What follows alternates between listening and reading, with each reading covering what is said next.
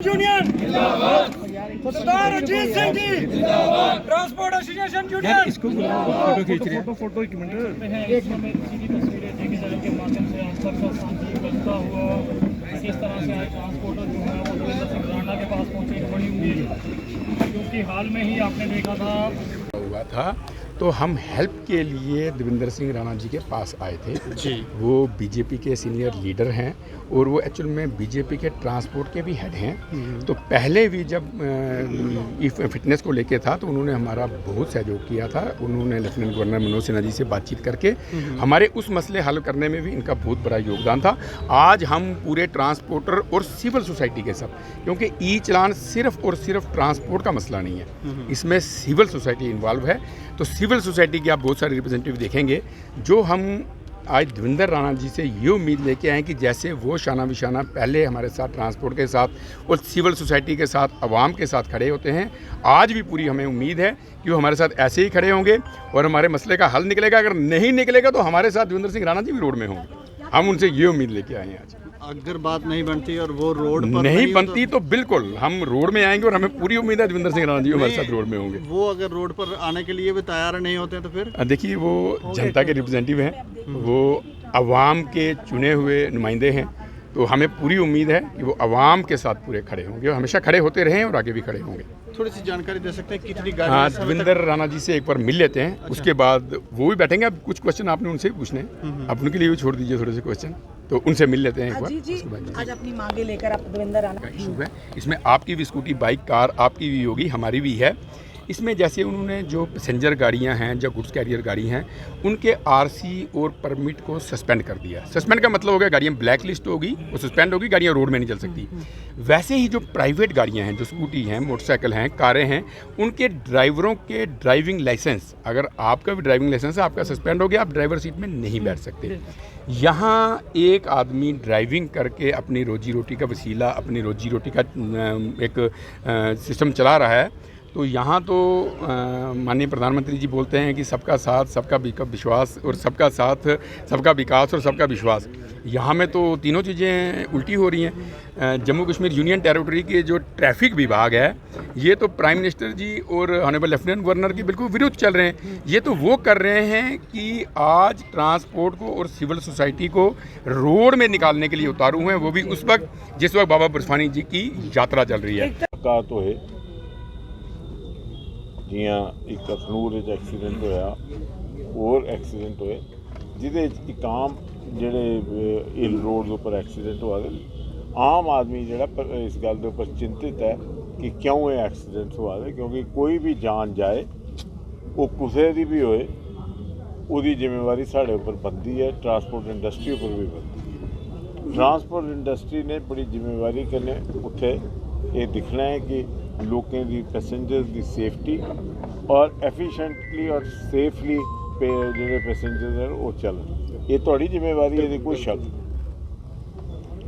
जिहड़ा ई चलानिंग का सिस्टम है, तुसें पता है ई चलानिंग का सिस्टम पूरे हिंदुस्तान में लागू है, लेकिन जिहड़ा गवर्नमेंट ने ये एक स्टैप लिया कि 8000 कमर्शियल गड्डियों के परमिट कैंसल करी ओड़ो। मैं समझना ज़ाती तौर पर कि ये बड़ा एक आर्बिट्रेरी एक्शन है। मैं नहीं आखता कि कार्रवाई नहीं होनी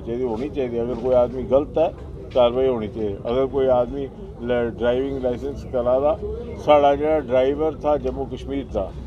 उसकी मिसाल पूरे हिंदुस्तान में दिती जाए। सरदार साहब, ये मैं तुम दसी ओड़ना, इत्थे का ड्राइवर जोड़ा था, जो पुराने लोग हैं वो याद करेंगे, जिस नगलोटे और अखनूर तो अगे जाना होंदा हा, ये हैवी का ड्राइवर होंदा हा, इल दा, और इल दा हैवी का ड्राइवर होंदा हा। उनकी मिसाल जी थी कि ना पूरे हिंदुस्तान में दी जाती थी। और ड्राइवर इन्ने सियाने होंदे थे कि उन्हें पता था कियां चलानी गड्डी, कियां चलानी। ईवन JKSRTC के जो ड्राइवर श्रीनगर तो जम्मू आते हैं, जम्मू श्रीनगर जाते बड़े।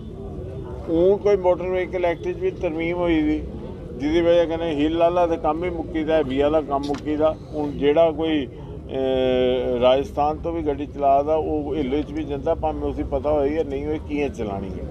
सो वो कुछ एक शार्ट कमिंग है। मैं तो समझना कि किसी न किसी तरीके मोटर व्हीकल एक्ट तरमीम करिए हिल का ड्राइविंग लाइसेंस इंट्रोड्यूस दोबारा होना चाहिए ताकि सेफ्टी पैसेंजर्स की जी जस्टिफाई करे बिकॉज पैसेंजर की सेफ्टी एक थोड़ी भी ड्यूटी है और साढ़े सिविल सोसाइटी की भी ड्यूटी और समाज की ड्यूटी है कि पैसेंजर सेफ एक तो गल दूई गल है कि 8000 कैंसल हुई मैं आखना कि सख्त तो सख्त कार्रवाई करे सरकार ये कोई शक नहीं लेकिन 8000 कमर्शियल गड्डियां तुम अगर बंद कर दोगे परमिट कैंसल कर दोगे एक तो जो आम आदमी जो ट्रांसपोर्टर उसी भी परेशानी और ट्रांसपोर्टर माफ़ी चाहना मैं ये गल आखा ना आखनी नहीं चाहिए हो ट्रांसपोर्टर ने बगैर परमिट के गड्डी चलाना शुरू हो जाना माफ़ी चाहना मैं माफ़ी प्रैक्टिकल गल करा और वो ज़्यादा खतरनाक है क्योंकि अगर बगैर परमिट के गड्डी चलती है और अगर उस बगैर परमिट के गड्डी के करने नुकसान होता है तो वो ज़्यादा डेंजरस है क्योंकि ट्रांसपोर्ट ओनर लिए भी ट्रांसपोर्टर लिए भी और कई कॉम्प्लीकेशन आउंगे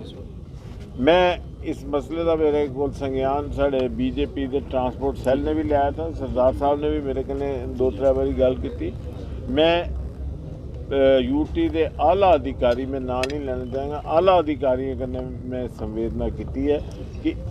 ये कोई शक नहीं कि तुम लॉ की इंप्लीमेंट कराओ लॉ इंप्लीमेंट साढ़े ट्रांसपोर्टर हमेशा किया साढ़े ट्रांसपोर्टर हमेशा कोऑपरेट किया मैं अज का नहीं आखा चौधरी साहब 1987 तो मैं दिखाना ट्रांसपोर्ट इंडस्ट्री जी है उसने हमेशा कोऑपरेट किया मतलब क्या ट्रैफिक करने क्या मोटर व्हीकल डिपार्टमेंट करने उन्हें कोऑपरेट किया अज भी मैं पूरा यकीन है कि ट्रांसपोर्ट इंडस्ट्री ये नहीं चाहती कि मैं कानून के खिलाफ चलूँ लेकिन अगर कोई गलतियाँ हुई हैं कमियाँ रही मेरी तो इनके माध्यम करने ये है और मैं तुम्हें आश्वासन दिला कि मैं भी टेकअप कराँगा एक टाइम इस गल का कोई ना कोई हल कढ़िए एक बार इन्हें वार्निंग दी है फिर एक सिस्टम बनाई दिता जाए कि भाई ये सिस्टम है जोड़ा ये वाले उन्हें अगर कोई आदमी 50 बारी लाइसेंस मेरे को लाइसेंस मैं 50 बारी मेरा चलान हो जाता महीने मैं डिजर्व नहीं करता गड्डी देखो ये कोई दो राय नहीं होनी चाहिए इसलिए मेरी ये बिनती है कि तुम भी सरकार कन्नै गल करो मैं भी सरकार कन्नै गल करा अस हमेशा थोड़े कन्नै खड़ोते क्योंकि ट्रांसपोर्ट इंडस्ट्री जी है वो जम्मू की इंडस्ट्री है